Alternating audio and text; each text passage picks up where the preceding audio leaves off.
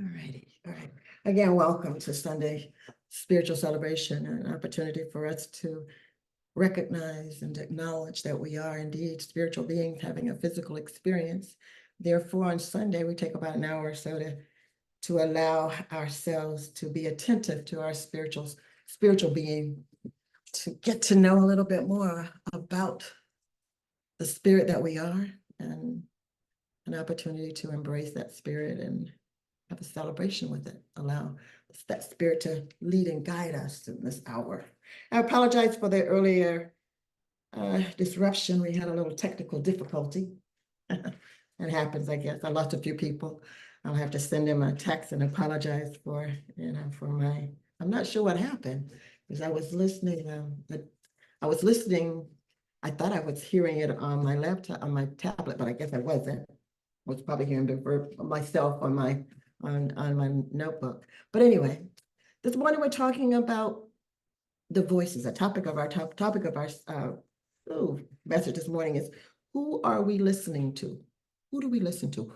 What voices do we hear and pay attention to? And listening, and not so much in just the regular everyday paying attention to the noise of the world and the things that's going on around about us, but I'm talking about a deeper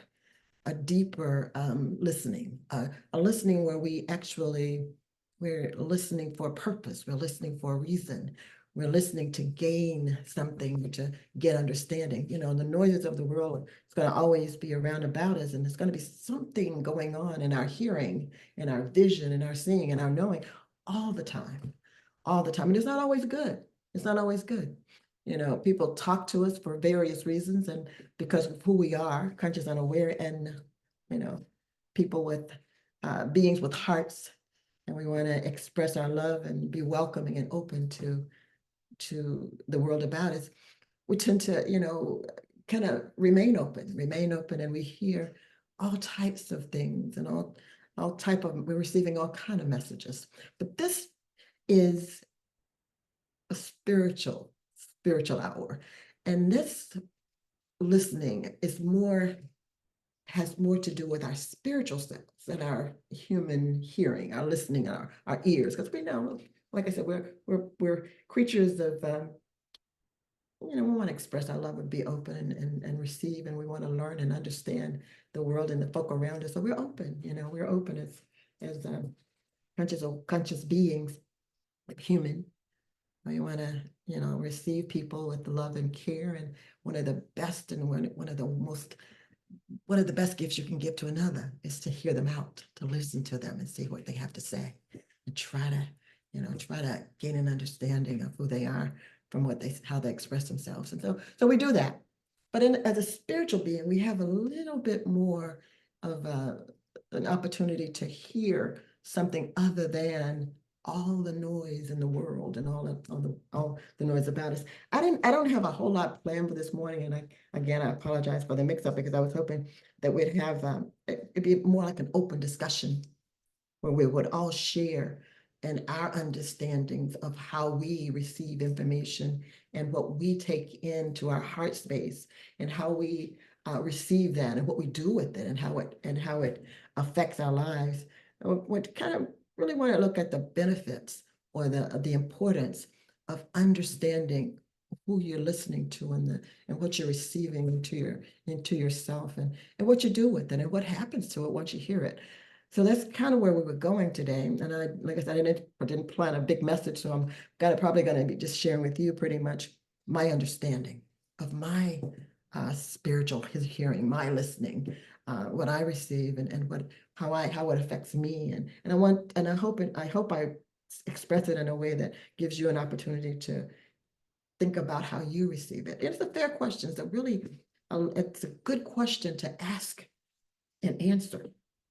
The question itself is important. What voices are you listening to? Who are you hearing? What are you attending to? When we listen, we do more than just the noise come in, because we can fade out. We can disconnect with noises if we want to. But listening means that we're connecting with that. So when you are listening in the spirit, with that spiritual ear, that spiritual being, that spiritual self, and you're receiving it and trying to gain an understanding through your senses, your natural human physical hearing. What voices are you most attending to, most listening to? And understanding also that what we listen to, attend to, and receive and bring into our hearts and our being, it has an effect on us. We follow, we hear something and we evaluate it, we discern it, and we receive it as something that we want to believe and accept as it's part of our belief, it's part of our belief system at the time. Or we want to, be able to reject it or maybe put it aside and maybe for a little bit further consideration. And that's kind of where I want to go today. I want to go with that in mind, is that understanding that when we hear, no, when we listen and we receive what we're listening to and we're attending to it, it's affecting us. It's affecting us. We follow the voices. We follow what we listen to. Usually we follow the person that we listen to, that we attend to.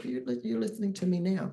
And I'm going to be one to quickly say this. Be cautious of absolutely everything you listen to and be discriminative, discerning with it. I don't care if it's me quoting you something that I just read from the good book, or if it's something that I'm receiving at the top of my head, or something that I tell you that comes from my heart. Be discriminating with what you hear. Discern it. And how you do that is you compare it to what you already understand and already know in your heart of hearts. Because everything that we need in our life, in our existence here in this physical realm, is hidden on the inside of us. It's already inside of us. To receive that understanding and to receive that interpretation of it, or discernment of it, or discriminating it, evaluating it, assessing it, and knowing what to do with it, that understanding comes from within us. I'll be quick to say, don't believe me. Try it, test it for yourself. The Word of God tells us that. The Bible reminds you. You don't have to listen to and hear all kind of things and take it in as the gospel or something that is supposed to lead and lead your life or be the director of your life. You have a being, an eternal part of God inside of you, that you can take that information and you can discern it and understand whether it's something that do I want to follow this? Do I want to how much time do you want to spend with it? Do I even want to spend with it? So that's the hearing that I'm talking about. But of course, we hear noises in the world, and we have to be able to understand and know what we want to do with the noises that we hear. For instance, you may go to the doctor and or to an authority or somebody to checking on your something going on with your body, and you may get a report. And it's up to you. You can decide, in the physical being, you can decide, what am I going to do with this information? It may be something that a report that the doctor's given you or the folk are giving you, and it's telling you that, there's something that you need, you need something, you need some care or whatever, something is wrong, or you've got some situation or some diagnosis that you don't really want to hear and don't really want to believe that it's really happening to you. What do you do with it? Usually, if you're like most folk, you want to seek a different opinion. You want somebody else to, maybe confirm what that person say, confirm what this person say, or that person say. You may go to the bank to get a loan, and they tell you, no, your credit's not quite, up to par to get this, $30,000 loan that you're requesting. And you be like, oh, okay, well, all right, we can receive that report, and you can, drop your head and go along your way and feel like you stuck out there in the world without that 30,000 that you want or whatever. Or you can decide, there's a bank around the corner, or there's a financial institute in the town next door or whatever. Maybe I'll go and check and see what they have to say. We always in the physical, usually in our physical self and our human beings, we don't always want to accept what we hear. We don't want to accept what somebody tells us. or we want to get another opinion. And I would say that it's wise. Of course, it's wise. And I wouldn't tell anybody to stop doing that. You know, you receive whatever report you receive in your hearing, you should evaluate it. You should assess it like a good human being would. How about the spiritual self? And what happens after you get all the physical or the human advice, and you're still not at peace? Well, again, remember, we have inside of us, and that spiritual part of us, that God piece of us, who should be, in my opinion, our first consult, our first point of advisement when we're seeking advisement, or we're asking for something, or we want to do something, we want to have something, we want to bring something into our lives, or manifest something, create something in our experience. But I personally believe that it's wise to go to source, take that intention, take that desire, that want, that whatever that need may be, whatever it is, take it to source first and foremost. And another one of my beliefs, I'm going to say it's not even a belief, it's a knowing. Another one of my knowings, and it's personal experience. And when I say personal experience, it means that I tried it, and it absolutely works for me. Absolutely, every time. It has never failed me, so I know it. I've had the experience, and I got testimonies about it, so it's worked for me. So it's my knowing. In my knowing, it's absolutely, it never failed that when I consult that source, which should be the foremost voice that we all hear, but because I realize it is the foremost voice that I hear, and sometimes I can want to tune it out. Sometimes I'm a human. So of course your ego comes along and you go want it, no, it sounds like that would cause too much trouble. But I do, I try my best at all times when I hear that voice. And again, it's the foremost voice that I hear in my heart and in my life. But when I hear it, I try to attend to it. Most times. I'll say that 99% of the time, but then that 1% gets me out there. And I can't say 100% of the time that I do. But I allow, and it works for me, that voice, that spiritual voice, that inner voice, that voice of source, that voice that's a part of that God part of me. I let that be the loudest voice in me. And when the world is noisy and everybody's trying to tell you, how you need to do this and what you need to do and when you need to do it, I give them the respect, and I, smile and whatever, or make them feel okay and comfortable with sharing with me. But ultimately, on any major situations in my life, and sometimes just minor ones, what am I gonna have for dinner today? What do we want? What are we hungry for, Father? I consult that voice that's the loudest to me. So what voice is the loudest to you? Is the voice of the world and all the calamity and all the disasters and all the havoc that we're wreaking and seeing in this life, in this day and time? Is that the loudest voice that you hear? Is it so loud that it drowns out that small, and it is a small, soft voice. It's not a voice that's blaring like the world is blaring at us. It's a small, soft, quiet voice that whispers to you, whispers to you. But we can teach ourselves. We can teach ourselves and come to understand that that's the voice that I want an ear to be able to hear over and beyond everything and all the craziness, all the school shootings, all of the crazy, silly, ridiculous things that the world try to tell us. We can see things with our own two eyes. We can actually even experience things with our own selves. And then somebody will come along, like we're not going to drop a name, but will come along and tell you with authority and conviction that this is actually what you see. This is actually what you heard, and this is actually what happened. when, I was there and this is what I saw, this is how this is what I felt, this is what I went through. And then you're going to come along and you're going to tell me something different.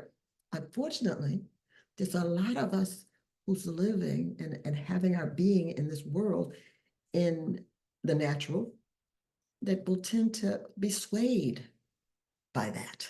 There's always two voices. There's always two, there's always, an angel on one shoulder and the devil on the other shoulder that's out there, trying to get your attention and trying to talk to you and get you to hear and listen to what they have to say, So we have to be careful that we're not listening to those wrong voices. And even when we do listen to it and we hear it, because we can't deny the craziness that happens. But is it supposed to be happening? Is it something that I desire to experience in my life? Is it the experience that I want to have? No, absolutely not. And because I know that my source says that I can have the things that I desire, that I want. I can have those things that I want. And if I'm getting those things that I don't want, then why am I going to keep myself focused on you when you're telling me that this is how it is, and this is how it's going to be, and this is how it, and this, I can learn to turn myself away from that and turn my hearing and my attention and my focus back to what I desire, what God says, what my source reminds me and tells me absolutely every day of my life that I am capable of having, capable of experiencing. Which voice do you listen to? And how far do you go in that listening process, in that hearing process, before you come to realize, no, that's not what I want to hear. That's not benefiting my life. That's not making my life better. That's not what I want to follow. And I got to continue to follow in that vein of you telling me that, somebody in authority said the other day, well, you're just going to have to get used to the school shootings. No, you do not. No, I'm not going to hear that. I'm not going to buy into that. I'm not going to buy into that lie. No, but some of us could. Some of us could resign ourselves to that and say, it's going to be like this. So I'm going to withdraw from this world, and I'm going to keep my kids at home, and I'm going to, no. This is what God says. This is what source says. This is the voice that I hear telling me. But no, that's not how this is how it is. It can be. But it's up to us. It's up to us. When we listen, and again, we follow what we listen to. When we seek advice, if we continue to be fed by the woes of the world, the disasters of the world, the tragedies of the world, the heartaches of the world, then that's the route that we're going to take. And yeah, if that's a decision that we've made, if we've decided, we've determined that you're right, and God may not be right in this case, then you're going to follow. You're going to follow in that vein. And then everything that you see and everything that happens in your life, you're already expecting it, so it should not be a surprise. No, absolutely not. We are spiritual beings. We are beyond all of these tragedies and these disasters and these diseases and these lies that the world want to convince us is the truth. We're smarter than that. We're beloved. God loves us. Source loves us. We are his created. We're created in God's image. And God may allow all of these disasters, but he surely does not want them for us. No. We decide that we gotta have to resign ourselves to them. That's not what God says. You don't have to resign yourself. You create. You manifest. You manifest. Everything that happens in our world has already been created and already been designed to be and be exactly. Even the tragedies were created and designed in the first place. But we get to decide whether we want the goodness of God or we want those tragedies. They're all creations. When God did all of that in those 7 days, everything was created. Every mistake that you could make was created. Every disaster that you could do, everything awful that happens, it was all created. But we get to decide what we want. Do we want those tragedies? No. But if we listen to the world will convince you that that's all there is. We're beyond the world.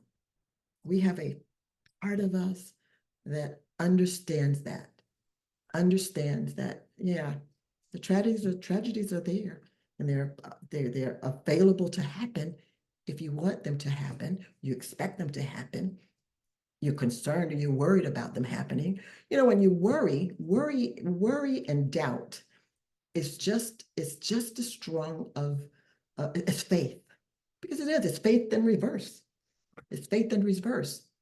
It's understanding or believing something or buying into something that you believe, if you believe it can, if you believe you can or believe you can't, if you believe it, deeply believe it, then you're right. You're right. You're right. Either way. I prefer to be right on the side of goodness. I prefer to be right on the side of kindness, of love. I prefer to be right in faith, in conviction, and believing and honoring the goodness of God, rather than all of the evil and tragedy and disasters that are present in our world. So who we listen to and how we listen is important. It's important, the attention that we spend our hearing to, our listening to, and what we take into our heart. Because what we take into our heart is what we're accepting and receiving, and it's okay with us. Yeah, no. I'm like that mother from that school in up north, back east, where her son was killed, and she says, "No, absolutely not. I've lost one son. I've lost one son to that tragedy. I will not ever get comfortable with that loss. And it will not happen to me again, not willingly, not because of my belief. Because I believe that God loves me. I am his beloved, created in the image of my source. And my source said that I can have what I want. I can have what I desire. I can have those good things. I don't choose evil. I don't choose, to be in a world where people will, blow you away just because you jumped in front of them on the freeway. That's not the world that's not what I call goodness. It's not it at all. No. So who we listen to is extremely important to our decision making, our future, our just convictions, our beliefs, and our knowing. When we can prove either way.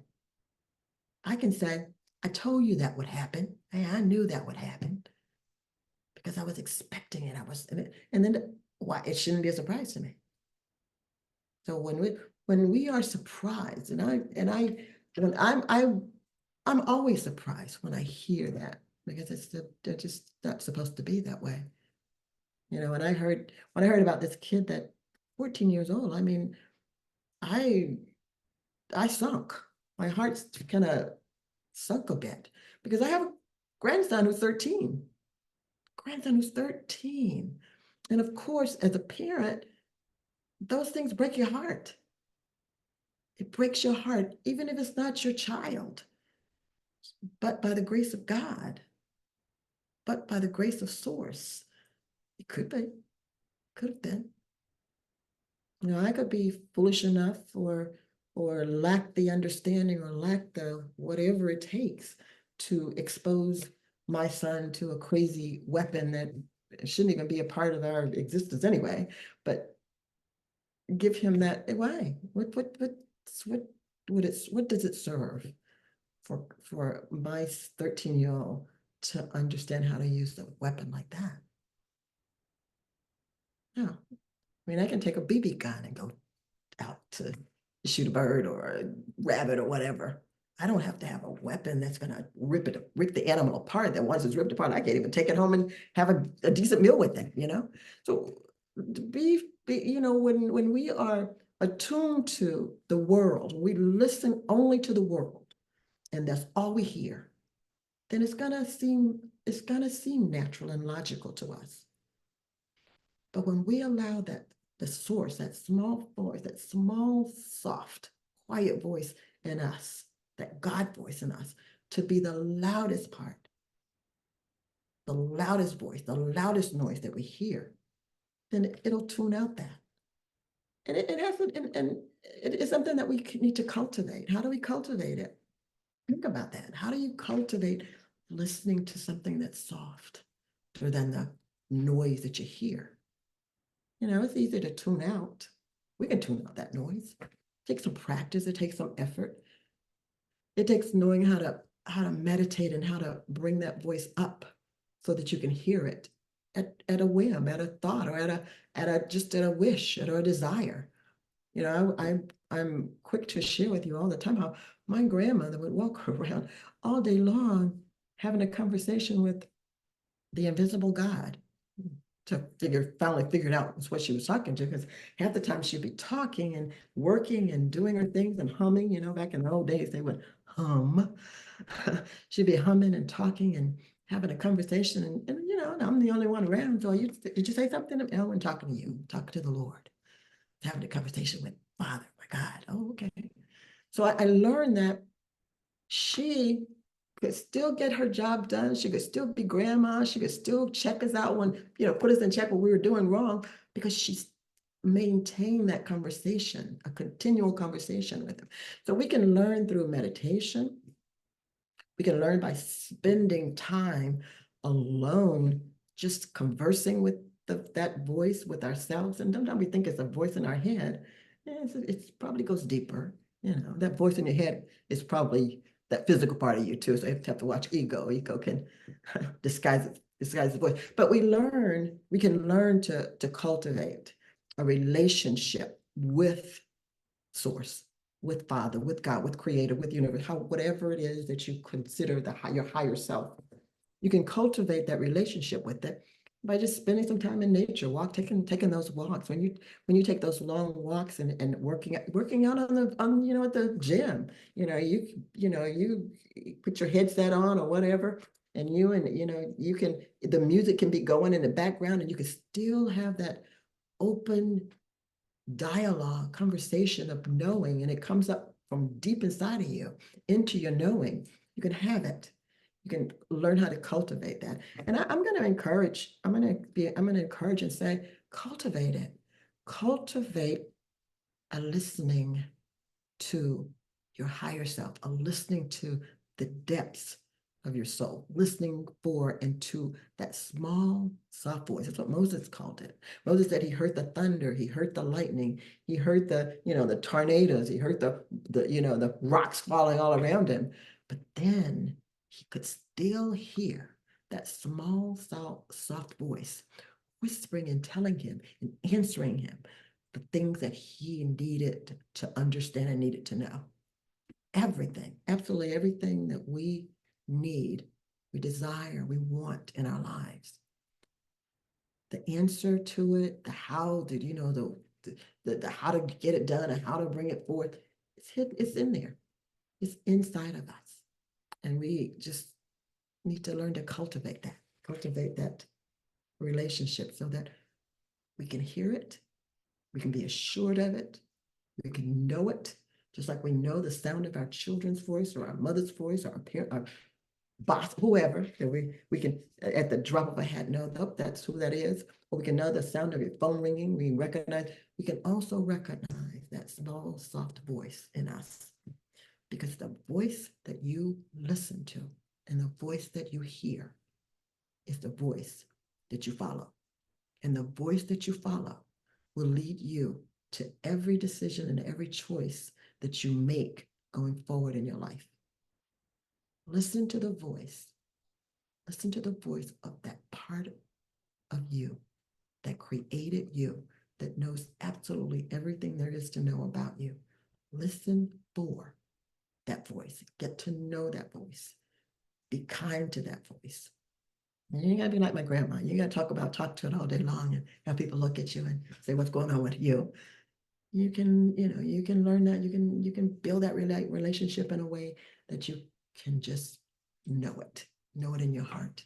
And that knowing is comfortable. It's, you prove it every time you make a decision, you prove it. And that's what we want to do. We want to test the things that we hear. You don't have to take it for granted. There was I was going to share the story in the New Testament where David, no, not David, it was John and Peter who were disciples of Jesus. And it was after Jesus was crucified and was executed, I'm going to call it executed, after he was executed, these two men, these two followers of Jesus, they went about, teaching and preaching and telling people about who he was and the same messages that Jesus was delivering before they executed him. They were bringing it forward, and then they were also, just helping them understand the resurrection of Jesus and the importance of that. And they were getting people to believe. In that message, they were getting the people to believe. Well, of course, the powers to be of that time, the folk that executed Jesus, of course, they didn't like that at all. You're converting all these people, making believers out. They're gonna have some trouble if you get too many of them out there believing the stuff. We just crucify them, and they're gonna turn again. So they didn't like that. So they went to John and Peter and tried to stop them from delivering their message and doing the teaching in the teaching the crowds. And they went out to confront them one day, and they took them. And had the police officers and the Roman soldiers, whoever they were, to go arrest them. Put them in jail. Get them out of the city square. Making believers out of these people. You're telling the story because we just executed this man. What are they doing? So they locked him up, and the next day they had a hearing. They had to go before the judge. So they brought Peter and John before the judge, and they were asking him, well, by whose authority? Who gave you the authority? Who gave you the permission to go to the city square and start, telling this story? Telling this, if I'm giving these people this information and giving them, spelling out this false hope to them, who gave you that authority? Who gave you that authority? Well, John and Peter, being full of the Holy Spirit, being attuned to that soft spot, that voice within them, they didn't bow down. They didn't cower down, The authority, what gave me the authority? I think it was either John or Peter, one of those disciples. They said, I'll tell you who gave me the authority. You see that man over there who was, and you know him, his name was Tom, and he was an invalid. Couldn't walk. 2 months ago, the man was he was having to have people carry him around. The man that healed him and gave him the ability to walk. That's who gave me authority to talk about and to tell about him and the power of him. That's where I got it. Well, of course, these, they didn't want to have a ruckus, because all these believers were in the galley, in the courtroom, so they couldn't, make a big scene. They were afraid to. So they said, we gotta go, you took the little group of priests, high priests and judges or whoever they were back in the conference room. And they talked, like, what are we gonna do? We can't, we go in and we, tell them, that they can or whatever, they're gonna just have a fit. So they come back out and they decide they're just going to say, you can't do that. You don't have the authority. And Peter spoke up, he said, yes, we do. We have the authority. that invalid, that man who can now walk, that man over there who was blind, who couldn't see. That's the authority. So you tell me, let you be the judge. Who should I listen to? Should I listen to you telling me not to speak and not to say it? Or should I listen to the God who made that man walk, who made that man, who gave that man his eyesight? So who you listen to? Who are you going to listen to?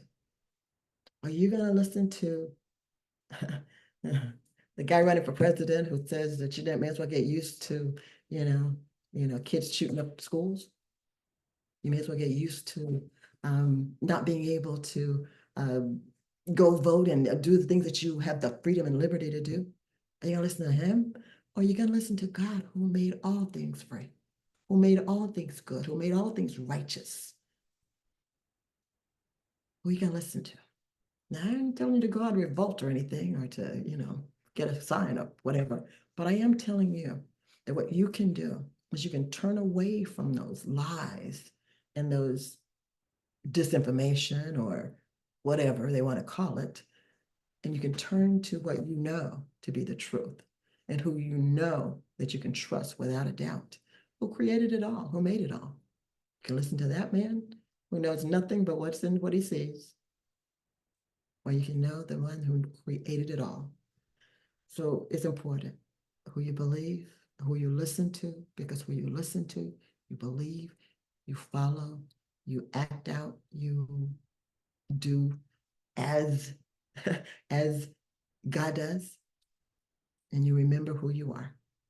You prove absolutely every day who you are when you are able to listen and hear that small voice, which is none other than that God sourced it in you. That's all I have today. And I'll open it up. I'll say if you want to add anything or any questions or comments, you're free to do that at this time. Otherwise, again, I'm going to remind you that you are the created, beloved being, created in the image of your source, of your Father, of your God, your Creator. And you can have and you can do and you can be all that God says if you listen and you hear. Then you'll follow, you'll do, you'll be, all of that and then some. So I have this afternoon, and I think a little bit over to try to get out of here before 12:15, and I'm gonna just barely do it. So anyway, I hope, I apologize for the mix-up this morning with our message. I'm gonna I've recorded this, and I am gonna post it on our YouTube channel. You're welcome to come back and listen to it, and I'll let everybody, the other folk who had to, drop off because obviously they couldn't hear too, they can hear the message at that time. But remember, who you listen to is who you follow. What you listen to is what you follow. And make sure that you're hearing and listening to that that source, your voice, the voice of your source, the higher part of you. Until next Sunday, God loves you, so do I. Manifest best.